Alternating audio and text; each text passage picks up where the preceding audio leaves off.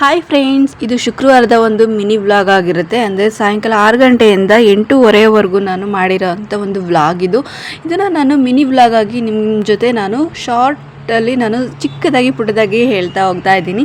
ಇವಾಗ ನನ್ನ ಮಗಳನ್ನ ಎಬ್ಬರಿಸ್ದೆ, ಬಾ ಕುಕ್ಕು ನನಗೆ ಸ್ವಲ್ಪ ಹೆಲ್ಪ್ ಮಾಡು ಚಿಪ್ಸ್ ಮಾಡಲಿಕ್ಕೆ. ಚಿಪ್ಸ್ ಕೇಳಿದ್ದಲ್ವಾ, ಹಾಗಲಕಾಯಿ ಚಿಪ್ಸ್ ಅಂತಂದರೆ ಅವಳು ಇಲ್ಲ ಅಂತ ತಕರಾರು ಮಾಡ್ತಾ ಇದ್ಲು.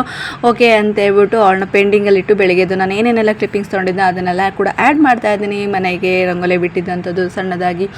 ಹಾಗೆ ದೇವಸ್ಥಾನಕ್ಕೆ ಹೋಗಿ ಬಂದು ಮನೆಯಲ್ಲೂ ಕೂಡ ಮುಖ್ಯವಾಗಿ ಫಸ್ಟ್ ಪೂಜೆ ಮಾಡಿ ನೋಡಿ, ಕಾಫಿನೂ ಕೂಡ ಇವಾಗಿನ ತಾನೇ ಜಸ್ಟ್ ಆಗ್ತಾ ಇದೆ.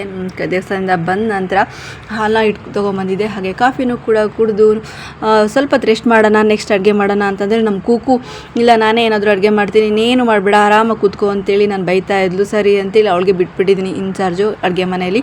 ಅವಳೇ ಏನಾದರೂ ಅಡುಗೆ ಮಾಡ್ತೀನಿ ಅಂತ ಹೋದ್ಲು. ಬೆಳಗ್ಗೆ ತಿಂಡಿ ಅವಳ್ದೇನೆ.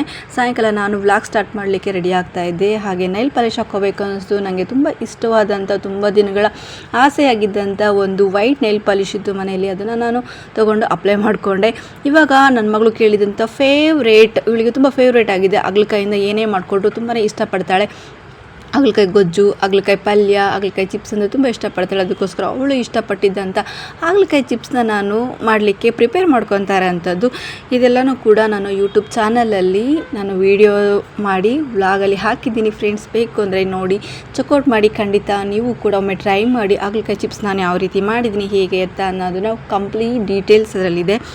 ನನ್ನ ಮಗಳು ತುಂಬಾ ಇಷ್ಟಪಟ್ಟಳು. ಅವಳಿಗೆ ಮಾಡಿಕೊಟ್ಟ ನಂತರ ಅವಳು ಕೂಡ ಕರುಮ್ ಅನ್ನೋ ಒಂದು ಸೌಂಡ್ ಕೇಳಿ ಅವಳು ತಿಂತಾ ಇರುವಾಗ ನನಗದು ತುಂಬಾ ಖುಷಿ ಆಯಿತು ಅಂತಲೇ ಹೇಳ್ಬೋದು. ಇವಾಗ ಇದಕ್ಕೆ ಸ್ವಲ್ಪ ಅಲಂಕಾರಕ್ಕೋಸ್ಕರ ಕರಿಬೇವನ್ನು ಎಲ್ಲ ಹಾಕಿ ಮಾಡಿ ರೆಡಿ ಮಾಡಿ ಇಟ್ಟಿದ್ದಂಥದ್ದಾಯಿತು. ಹಾಗೆ ಸಾಯಂಕಾಲಕ್ಕೂ ಕೂಡ ನಾನು ಸ್ವಲ್ಪ ಬಜ್ಜಿ ಮಾಡಿ ಬಿಸಿ ಇದು ಮುದ್ದೆ ಮಾಡಿದೆ. ತುಂಬಾ ಅಪರೂಪದ್ದು ಇದು ಒಂದು ಬಜ್ಜಿ ಅಂತಲೇ ಹೇಳ್ಬೋದು.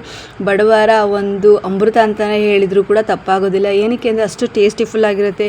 ಇಂಥ ಬಜ್ಜಿ ಗೊಜ್ಜು ಮುಂದೆ ಯಾವುದೇ ಒಂದು ಚಿಕನ್ ಸಾರು ಕೂಡ ನೀವು ಎಸಿಬೋದು, ಆ ಥರ ಚೆನ್ನಾಗಿರುತ್ತೆ ಫ್ರೆಂಡ್ಸ್. ನೀಟಾಗಿ ಚೆನ್ನಾಗಿ ಮಾಡಿದರೆ ಅಷ್ಟು ಟೇಸ್ಟಿಫುಲ್ ಆಗಿರುತ್ತೆ ಈ ಒಂದು ಬಜ್ಜಿ ಅಥವಾ ಗೊಜ್ಜುಗಳು. ಅದಕ್ಕೆ ಬಿಸಿ ಮುದ್ದೆ ಆಯಿತು, ಅದ್ರ ಜೊತೆಗೆ ಈ ಥರ ಚಿಪ್ಸ್ಗಳೆಲ್ಲ ಇತ್ತು ಅಂತಂದರೆ ಇನ್ನೂ ಚೆನ್ನಾಗಿರುತ್ತೆ ಅಂತಲೇ ಹೇಳ್ಬೋದು. ನನ್ನ ಮಗಳು ಕೇಳಿದಂಥ ಚಿಪ್ಸು, ನನಗೆ ಇಷ್ಟ ಆಗಿದ್ದಂಥ, ನಾನು ಆಸೆಪಟ್ಟು ಮಾಡಿದಂಥ ಈ ಒಂದು ಬದನೆಕಾಯಿದು ಗೊಜ್ಜು ಮಾಡಿದ್ದೆ. ಇದನ್ನು ಕಂಪ್ಲೀಟ್ ಡೀಟೇಲ್ಸ್ ನನ್ನ ಒಂದು ಯೂಟ್ಯೂಬ್ ಚಾನಲಲ್ಲಿದೆ, ದಯವಿಟ್ಟು ಹೋಗಿ ಚೆಕ್ಔಟ್ ಮಾಡಿ. ಬೇಕು ಅಂದರೆ ನೀವು ಕೂಡ ಈ ಒಂದು ಬಜ್ಜಿ ರೆಸಿಪಿ ಅಥವಾ ಈ ಒಂದು ಹಾಗಲಕಾಯಿ ಚಿಪ್ಸ್ ರೆಸಿಪಿ ನೀವು ಕೂಡ ಒಮ್ಮೆ ಟ್ರೈ ಮಾಡಿ ನೋಡಿ ಅಂತ ಹೇಳಲಿಕ್ಕೆ ಇಷ್ಟಪಡ್ತೀನಿ. ಸಾಯಂಕಾಲದ ಊಟ 6 ಗಂಟೆಯಿಂದ 8:30 ಒಳಗಡೆ ಇಷ್ಟೆಲ್ಲ ಕೆಲಸ ಆಗಿ ಊಟನೂ ಕೂಡ ಫಿನಿಶ್ ಮಾಡಿ ಇವಾಗ ನಾನು ನಿಮ್ಮ ಜೊತೆ ಈ ಒಂದು ಮಿನಿ ವ್ಲಾಗ್ ಜೊತೆ ಕೂಡ ಅಪ್ಲೋಡ್ ಮಾಡಿರೋ ಅಂಥದ್ದು ಫ್ರೆಂಡ್ಸ್.